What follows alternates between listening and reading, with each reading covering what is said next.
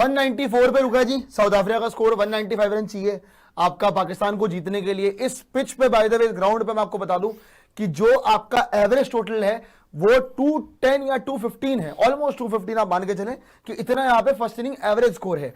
तो average score के हिसाब से तो कम रह गया। हालांकि पाकिस्तान की टीम टुक टुक है, उनके लिए ये टारगेट ही बहुत बड़ा है, लेकिन वही वाली बात है ना कि आपको पाकिस्तान को बिल्कुल ही गेम से आउट करना था। अभी वो बिल्कुल गेम से आउट नहीं हुए हैं। एंड जेन्युइनली अगर आपको पाकिस्तान में किसी को भी क्रेडिट देना ना इसका कि ये 200 से नीचे रह गए, पाकिस्तान ने कायदे से, अगर आप जेन्युइनली देखोगे, ये मैच में कमबैक की है। अफ्रीका आगे हो गई थी 6 ओवर में 70 रन, मतलब अफ्रीका बहुत आगे थी। उसके बाद विकेट देते रहे रेगुलर इंटरवल्स पे 9 विकेट दे दी इन्होंने। नवाज और सैम अयूब ने लास्ट में लिंडे से उम्मीद थी, टिंडे परफॉर्मेंस उनकी बाकी टीम ने दे दी, उन्होंने तो परफॉर्म कर दिया। और नवाज ने बाय द वे आज 3 विकेटें लेके बताया है कि इस टीम में एक ही प्लेयर है जो कि ढंग से खेल सकता है, वो है मोहम्मद नवाज, जो मैच विनर और जो मैच विनर जेन्युइनली है।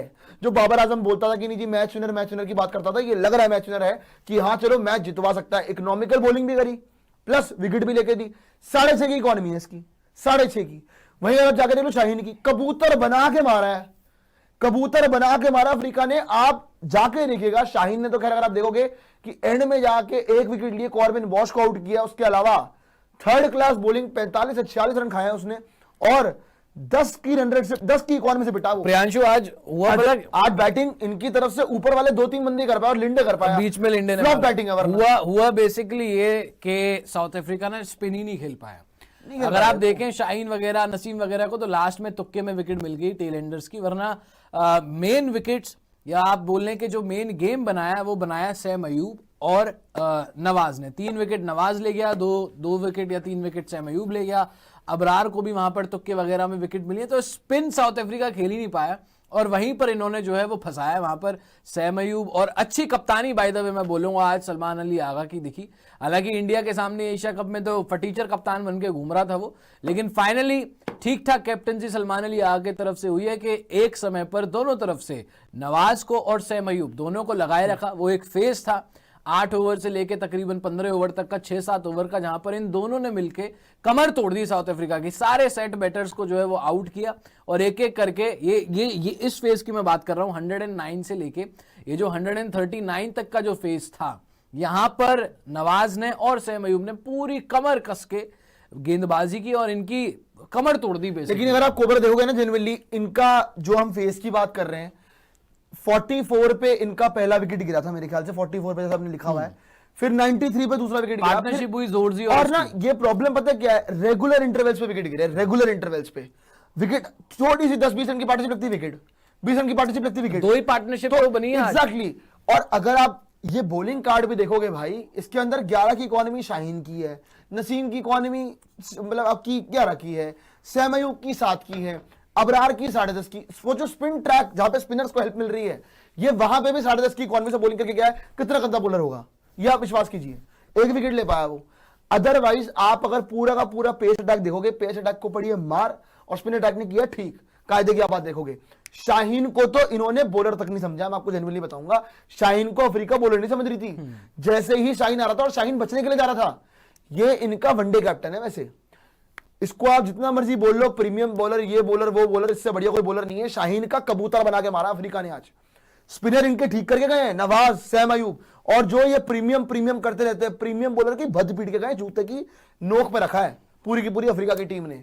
जो आ रहा था मार रहा था, टोनी, शोनी, लिंडे, टिंडे, ये सब मार रहे हैं इसको, और ये इनका प्रीमियम है।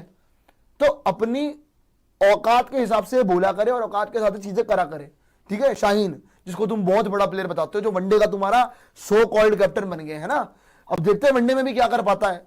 बहुत बड़ा प्लेयर तुमने बना तो दिया है उसको, लेकिन जैसी क्रिकेट इन्होंने आज खेली है और जैसा ये प्रीमियम बना है आज, इसको प्रीमियम को बताया कि बेटा देखो बताते कि प्रीमियम है कौन है, premium batter South Africa. Premium इसके आगे लिंडे लग रहा था मुझे, आज ये फुल पे आ जाइए, मैं कह रहा हूं कि लिंडे ज्यादा प्रीमियम नहीं लग रहा था इसके आगे। नहीं, बात यहां पर सिंपल सी ये है कि इनकी पेस बॉलिंग तो खत्म ही है। शाहीन हो, नसीब हो, कोई भी हो, आप वो लगा लीजिए ना, नसीम, सलमान अली की हिम्मत नहीं हुई नसीम से पूरे 4 ओवर डलवाने की, इतना उसने पिटाए। 3 ओवर में 34 रन, 11.5 की ऑलमोस्ट इकोनॉमी।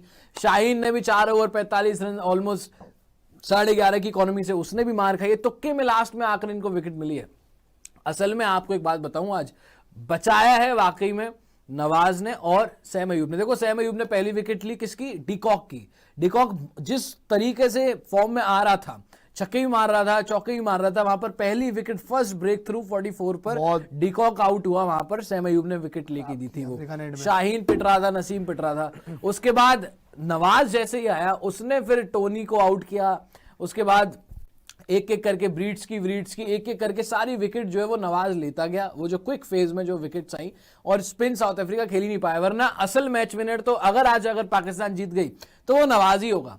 जो बाबर आजम बोलता था ना, तू मेरा मैच विनर है, तू मेरा मैच विनर है, वो नवाज ही होगा। क्यों? क्योंकि भाई उसने 3 विकेट लिया और उस फेज में बॉलिंग की जहां पर कमबैक कराया बेसिकली पाकिस्तान का। अच्छा एक चीज है दोस्तों, बाबर आजम ने कैच छोड़ी थी लिंडे जी की, हालांकि उसके बाद चलो वो ज्यादा रन नहीं मार पाया, 36 समथिंग पे वो आउट हो गया। लेकिन क्या आज बाबर आजम कर पाएगा? बाबर आजम इतने दिनों बाद वापसी कर रहा है, एक सवाल है और आप जवाब दीजिएगा सारे पाकिस्तानी बड़े दिल से। 194 का चेज है, इतना भी कम नहीं है भाई। चलो होगा यहाँ पर एवरेज स्कोर 200, 210, 215, लेकिन 194 इज ऑलमोस्ट 200। अगर शुरू में अर्ली विकेट ले दी इन्होंने, जो कि ये केपेबल है, एंगिडी और बर्गर, अगर शुरू में अर्ली विकेट आ गई, सैम अयूब वगैरह, उसकी बैटिंग से तो फॉर्म में ही नहीं, वो तो बॉलर बना हुआ है आज की तारीख में।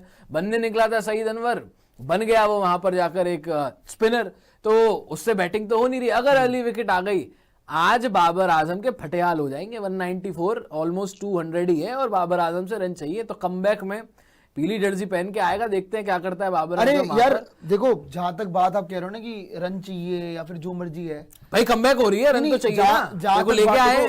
फील्डिंग में तो उसने कर दिया लैप्सेस बहुत ज्यादा, कैच छोड़ दी। जो आप बात कर रहे हो फील्डिंग की, फील्डर तो वो 2 कौड़ी का है, पूरा दुनिया ने देख लिया कि जितना बड़ा तुम प्लेयर बताते हो। इसकी T20 में बैठे हुए किस सेंस में कमबैक हुई है बाबर की, आज देख लेते हैं कि अगर आज जितवा पाता है, क्योंकि प्लेयर वो होता है जो आपको अराउंड 200 का टारगेट चेस करा पाए।